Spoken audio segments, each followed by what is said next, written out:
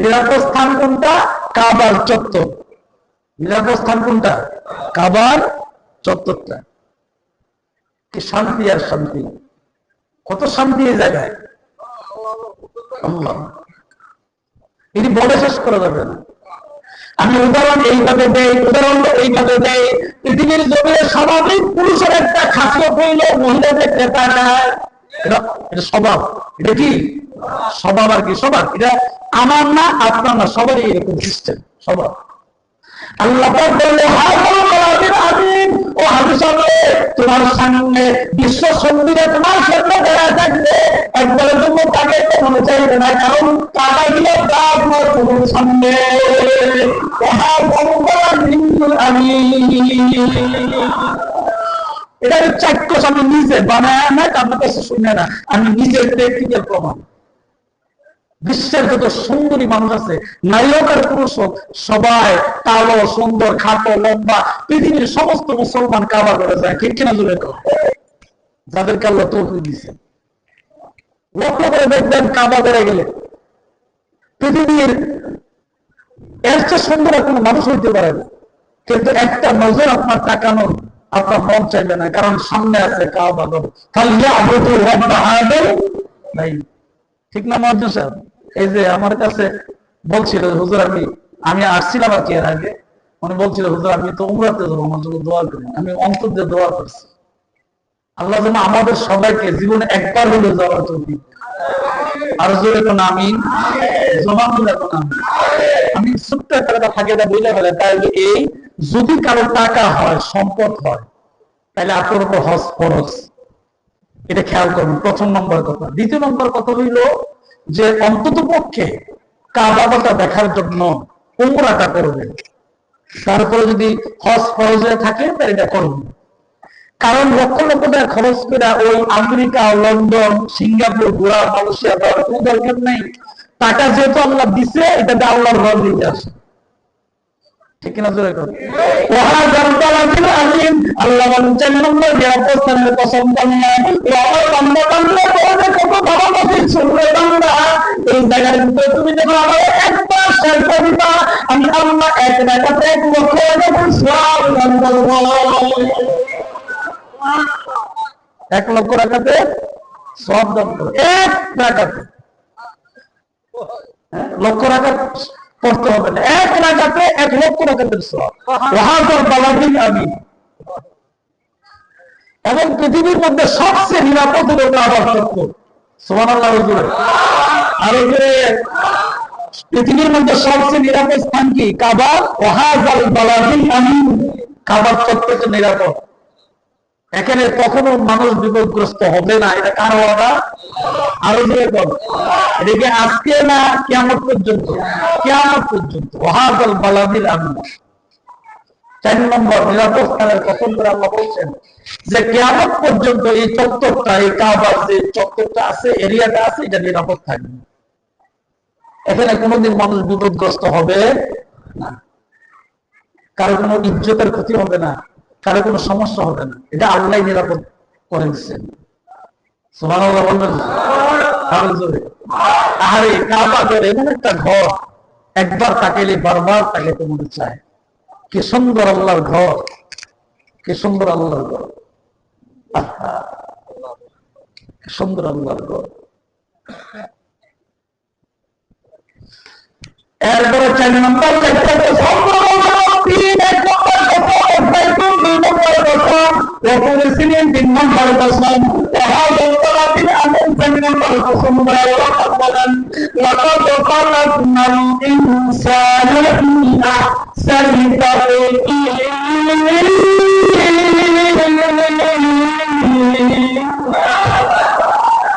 আরো জোরে কম। লাকাদ খালাকনাল ইনসান, আল্লাহ বলেন আমি তোমার বানাইছি কি আহসানি তাকওয়িম। এত আদর করে, এত মায়া করে আমি আল্লাহ তোমার বানাইছি যে তোমার চেহারার সঙ্গে কোটি মানুষ দাঁড়াইলেও চেহারা মিল হবে না। সুবহানাল্লাহ। রাসূল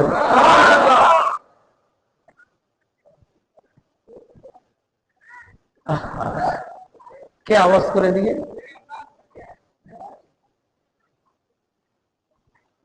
আল্লাহ আল্লাহ আল্লাহ, অনেক মানে অনেক সময় অনেক কথা মনে হয়, সবসময় তো সব কথা জবাব দিয়ে আসে না। আল্লাহ যখন যা বের করে তখন তা আসে। আমার মাঝে মধ্যে চিন্তা হয় যে আল্লাহ যে একটা কসম করে আমাদেরকে বানাইলেন, আমি আল্লাহর দরবারে কিয়ামতের দিন কি জবাব দিব? আমার কি অবস্থাটা হবে? কি জবাব দিব আমি আল্লাহর দরবারে? আল্লাহ পাক বলেন, 4 নম্বর কসম করে তোমাদেরকে বললাম আমাকে খুব মায়া করে নাও করতে, আমি আল্লাহ তোমাদের বানাইলাম। এই গলার উপরে অংশ আমি আল্লাহ নিজ কুদরতি হাত দিয়ে করে বানাইতে আল্লাহ। এই জন্য তাই খেয়াল করে দেখবেন, তামাম পৃথিবীতে কোটি কোটি কোটি কোটি মানুষ আছে, কোন মানুষের চেহারার সঙ্গে কোন মানুষের চেহারা মিলে না। একমাত্র কারণ হইল গলার উপরে যে অংশটা আছে এটা আমার আল্লাহ নিজ কুদরত দিয়ে হাত দিয়ে বানাইছে।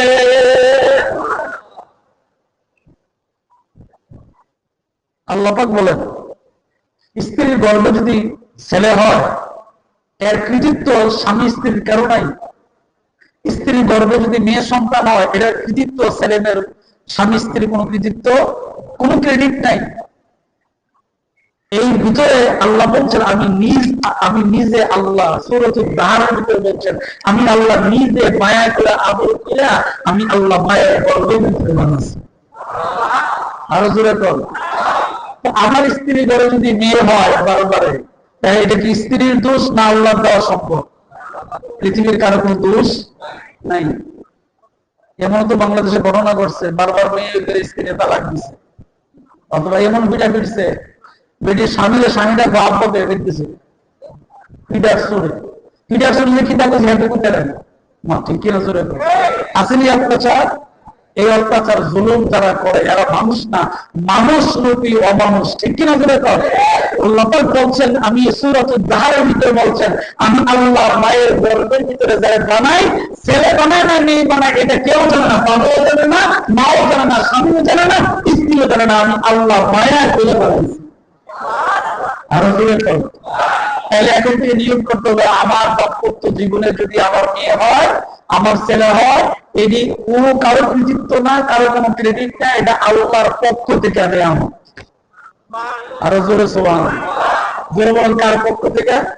আল্লাহর পক্ষ থেকে। ছেলে দিছো না আল্লাহ, মেয়ে দেন। আবার দাম্পত্য জীবনে মানুষ বুড়া হইয়া কবরে চলে যায়, একটা সন্তান হয় না, আসেনি এরকম? তাহলে মনে রাখবেন আল্লাহর ক্ষমতা। আমি কোন গপ্পচারী কথা বলি নাই, কোরআন থেকে কথা বলছি। এই জন্য আল্লাহকে ভয় করেন। স্ত্রীকে নরম পায়া অনার্থক তার উপরে মারামারি পিটাপিটি, এটা কোনো ভালো মানুষের, ভদ্র মানুষের কাজ না। সূক্ষ্ম নজরে চিন্তা করেন, আপনার বিবি তার আপন জন, মা বাবা 14 গোষ্ঠীর ভাবে আপনার কাছে ঠিক কিনা জোরে কর। হ্যাঁ, তার ভুল থাকতে পারে, মানুষ, তার ভুল থাকাটা স্বাভাবিক। যদি ভুল থাকে, পিঠটা মানুষের ভালো কেমন জানা, যে ভালোটা নবীজি নিজের ব্যবহার দ্বারা করছিস না। একমাত্র মানুষকে ভালো করা যায় আদর সোহাগ করে, ভালো ব্যবহার করে। আর ভালো ব্যবহারের দ্বারা তারা ভালো হয় না, এই লোকটাকে মনে করতে হবে আর কোনোদিন ভালো হবে না। এটা আল্লাহ খাতামাল্লাহু আলা কুলুবিহিম, এটা আল্লাহ বানাই দিয়েছেন, এমনি কিছু করার নেই। কথা ঠিক নেই। তাইলে আমি আপনাদেরকে যে কথাটা বুঝাইতে চাইলাম, আল্লাহ পাক বলছেন, আমি আল্লাহ চাইতে পছন্দ করে তোমাদেরকে বলছি, আমি আল্লাহ খুব মায়া করে মহব্বত করে তোমাদেরকে বানাইছি। আর এর ভিতরে সবচেয়ে বড় নিয়ামত, যতগুলো নিয়ামত আছে এর ভিতরে একটা বড় নিয়ামত হলো আমি আল্লাহ তোমাদেরকে জ্ঞান দান করছি। আরো জোরে করবেন না? আচ্ছা বলেন, আমার যদি জ্ঞানী না থাকে আপনি কি আমাকে বক্তা হিসেবে দাওয়াত দিবেন? কথা কয়। যদি স্কুলের শিক্ষকের জ্ঞান হারাইয়া ফেলে, ওনার যদি জ্ঞান চলে যায়, সে কি আর শিক্ষকতা করতে পারবে? মসজিদের ইমাম সাহেবের জ্ঞান যদি হঠাৎ করে আল্লাহ নিয়ে যায়, উনি কি আর কোনদিন ইমামতি করতে পারবে? উনি কি করবো কি না করবো এটি তো ঠিক না, আমরা ইমামতি করবো কোন সময়, ঠিক কিনা জোরে কর। তাহলে অসংখ্য নিয়ামতের ভিতরে সবচেয়ে বড় নিয়ামত হলো আল্লাহ আদর করে মানুষ বানাইয়া মানুষের ভিতরে আল্লাহ তাআলা জ্ঞান দান করছেন। হাসরের ময়দানে এই জ্ঞানের বিচার হবে। হাসরের ময়দানে এই জ্ঞানের বিচার হবে। কেমন বিচার? আমার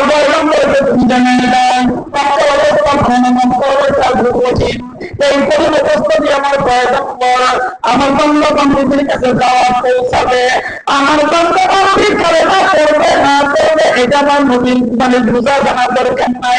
আমার নবীর কাছে দাওয়াতটা হেদায়েতের মালিক আমি আল্লাহ। কে বলছেন? একটু আল্লাহ নাম হুজুরে বলেন না। আল্লাহু আকবার। তাইলে বোঝা গেল মুফতি জাহাঙ্গীর মুজাহিদ সাহেব ওয়াজ করবেন, আমি করতেছি, সদানন্দের বিশ্ব ওয়াজ করে সারা দেশের বক্তা ওয়াজ করে, ওয়াজ করে কাউকে হেদায়েত করা যাবে না, ওয়াজ করে শোনানো যায়। আপনাকে হেদায়েত করার মালিক কোনো আলেম বক্তা না, হেদায়েতের মালিক আল্লাহ। কি বলে? হেদায়েতের মালিক। আপনি বেনামাজি অবস্থায় আছেন, উদাহরণ, আপনি নামাজি হবেন কি হবেন না এটা আল্লাহ পাক ভালো জায়গা জানেন, ঠিক না?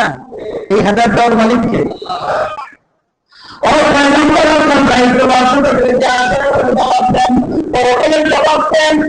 আপনি কালেমার জবাব দেন, কে কালেমা করবে না করবে এটা আপনার দায়িত্ব না, কে কালেমা গ্রহণ করবে কে কালেমা গ্রহণ করবে এটা আপনার জানার দরকার নাই। আপনার কাজ করতে ময়দানে কাজ করবেন, বাবা থাকেন, আমাদের কাজ করতে না কাজ আলের খবর কাজ 3 মাসের কাজ, আলের খবর কাজ করে দেওয়া হেদায়েত করার মালিক একমাত্র আল্লাহ।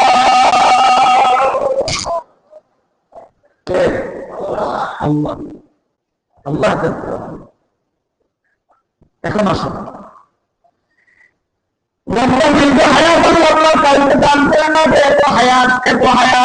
অনেক লোক হায়াত দান করে না, সমুদ্রের হায়াত দান করে। হায়াত রেখে এরকম হয় সমুদ্রের পানি আপনি কোনদিন ওজন করে হিসাব করতে পারবেন না। পারবেন? পারবেন? আমি পারবো। সমুদ্রের পানি, নদীর পানি হিসাব করবে আর সমুদ্র দিয়ে অনেক, খালের পানি হিসাব করুন না, ঠিক কিনা? ধরে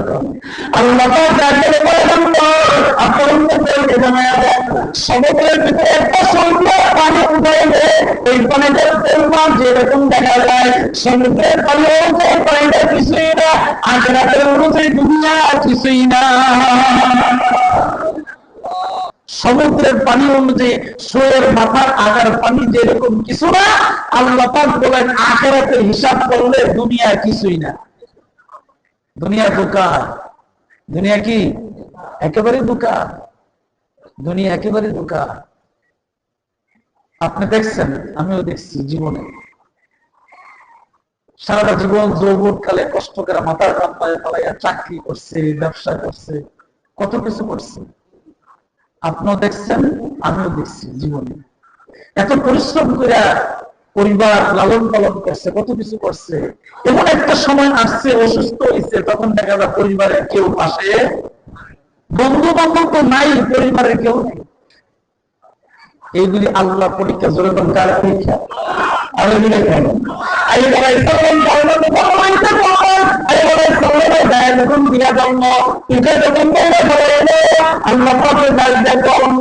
আমার তুমি পরীক্ষা করতেছ, কোনো অসুবিধা নাই, তবে পরীক্ষায় পাশ হওয়ার তৌফিক দিও।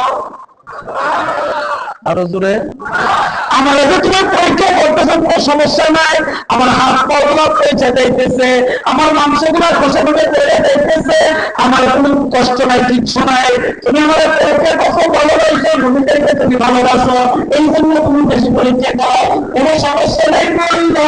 কিন্তু তুমি আমাকে পরীক্ষায় পাশ করার পরীক্ষা শুরু হয়ে গেছে, দুনিয়ার সব পুরো চলে গেছে, একমাত্র বিবি মহিমা পাশে রয়েছে, ঠিক নেই? বিবি রহিমার আল্লাহ পরীক্ষা করছে, বিবি রহিমার আল্লাহ পরীক্ষা করছে, বিবি রহিমার আল্লাহ পরীক্ষা করছে। আবার বিবি রহিমা পরীক্ষা পাশ হয়ে গেছে,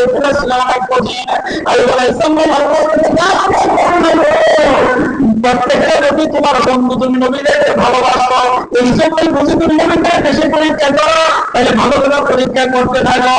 শেষ পর্যন্ত একটা পিতা যখন তিনবার আগার দিকে এসে একবারে প্রবেশ করছে, আমরা জানতে পারবো তুমি এতদিন পর্যন্ত পিতা বিষয়ে কোনো সমস্যা মনে করলাম, তুমি কিছু বলি নাই। আমি এই পক্ষে খেয়াল করে দেখলাম একটা ভেতরে আল্লাহ, আমি কেমন করে এই যে প্রকার প্রবেশ করলে দিতে পারবো যদি খাওয়া দিলে আমার জীবনে যদি ধ্বংস হয়ে যায়, তোমার মতন আল্লাহ আমি কেমন করে রাখবো না।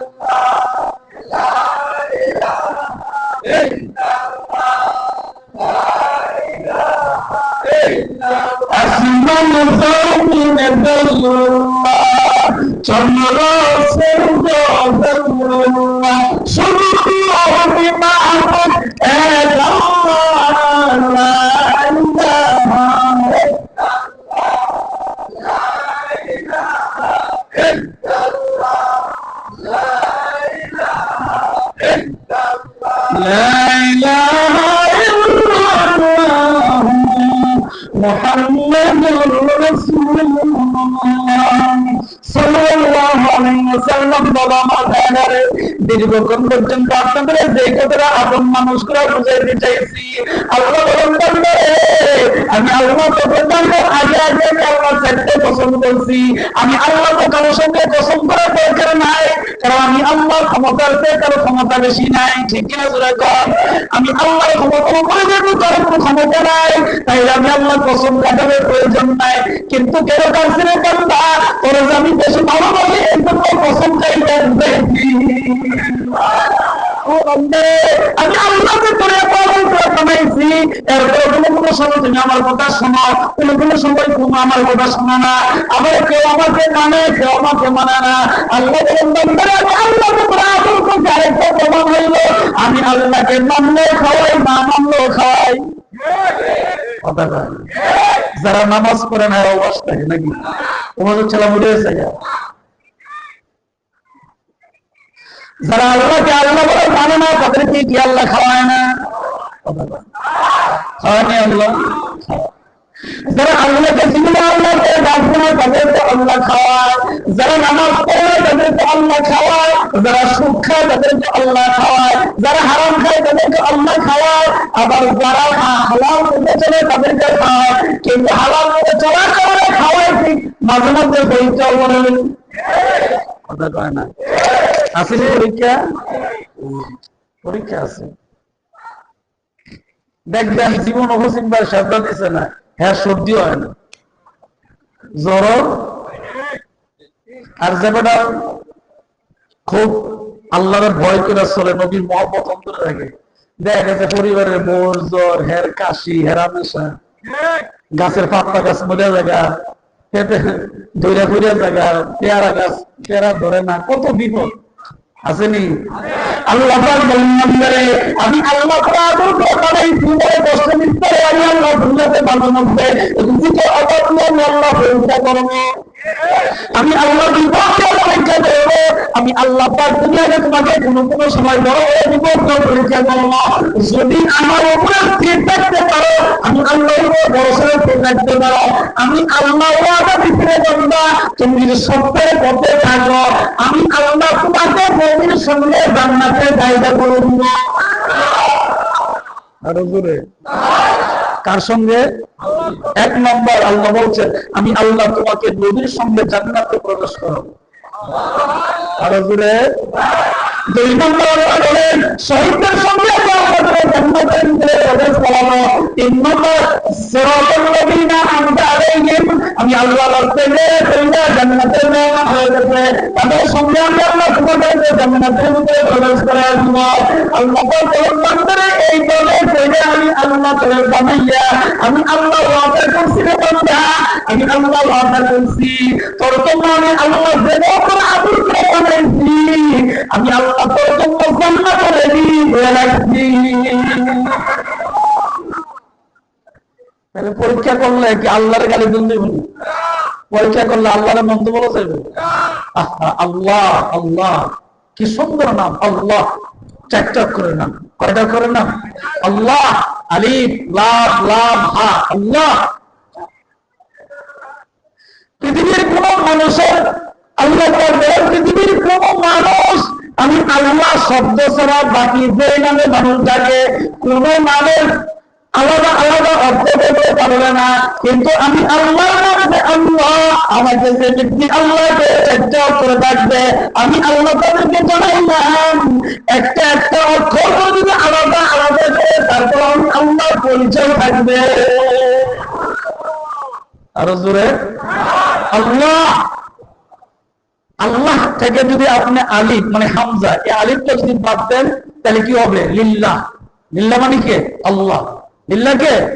আল্লাহ।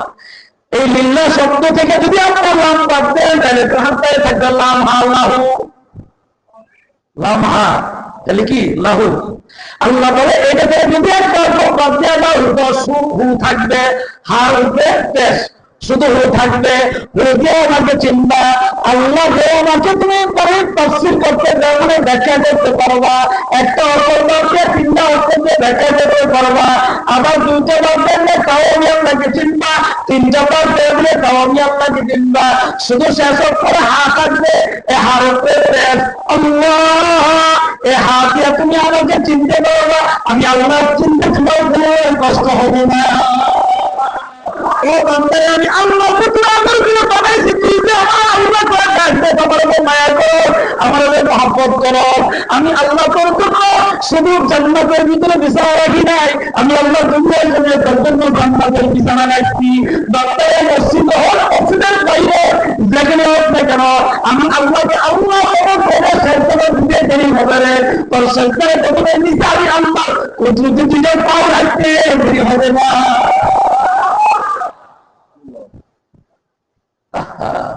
সে আল্লাহর বেমালুম ভুলে গেছে, সে আল্লাহকে চিনল না। মুহাম্মদুর রাসূলুল্লাহ সাল্লাল্লাহু আলাইহি ওয়াসাল্লাম এই আল্লাহ চিনানোর জন্য কত কষ্ট করছে, কত নির্যাতন, জেল, জুলুম, অত্যাচার, কত কিছু নবীর জীবন হয়েছে। কত কষ্ট দিছে নবীকে। তারপরে এত কষ্ট আসমানের দিকে তাকায় আল্লাহ ডাক দিতে আল্লাহ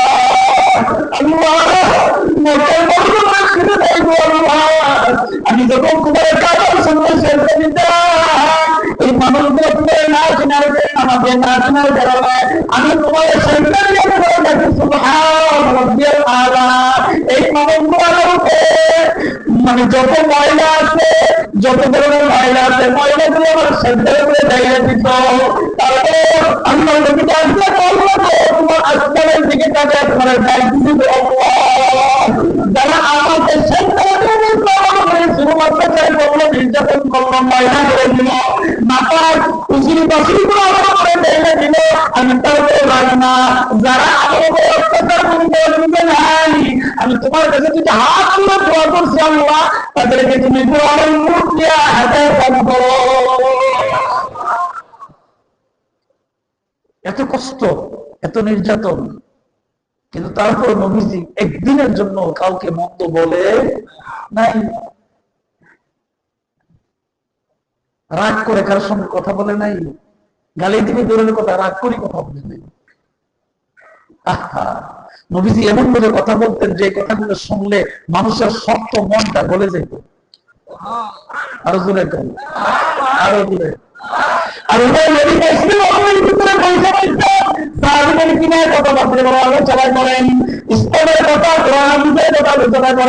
এমন সময় মসজিদের বাহির থেকে ঘোরাঘুরি দৃশ্য চলে, একটা দৌড়িয়া মসজিদের ভিতরে প্রবেশ করছে। ওমর বিন খাত্তাব রাদিয়াল্লাহু আনহু নবীজির একবার চাইছে যে ইহুদি লোকটা বাম পাশ থেকে একেবারে দৌড়িয়া মসজিদের ভিতরে প্রবেশ করছে, ওই লোকটা দিয়ে চোখগুলো লাল করে তাকাইছে। নবীজি তাকায় খাত্তাব বলছে, ওমর, যে ওমরের দেখে শয়তান পর্যন্ত এই রাস্তা থেকে ছাইরা আরেক রাস্তায় চলে যাইতো, সেই তাকাইছে। এমন সময় নবীজি আস্তে করে উপরের দিকে তাকাইছে, ডাকে বলবে, লাল চোখ থেকে মানুষকে হাতে হাত করা যায় না, গ্রামের কথা বলা যায় না, লাল চোখে ইস্তেমাল করা যায় না। ওই লোকটা যদি নবীর সম্মান খুঁজতো ঘুরানিয়া উচিত করতো না।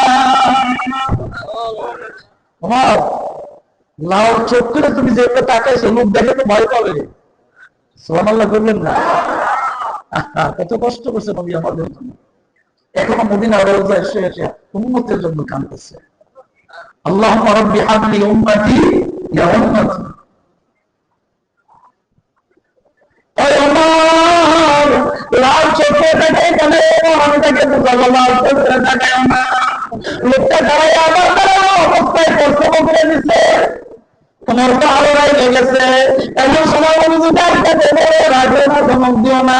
যদি প্রস্তাবে একটা গতি ব্যাগ আছে, এই অবস্থায় যদি তুমি তারা ধমক দাও, তোমার যে ধমক, এই ধমক শুনে সে হাত মিলিয়ে মারা যাইতে পারে। সুতরাং তার কাছ থেকে করতে দাও।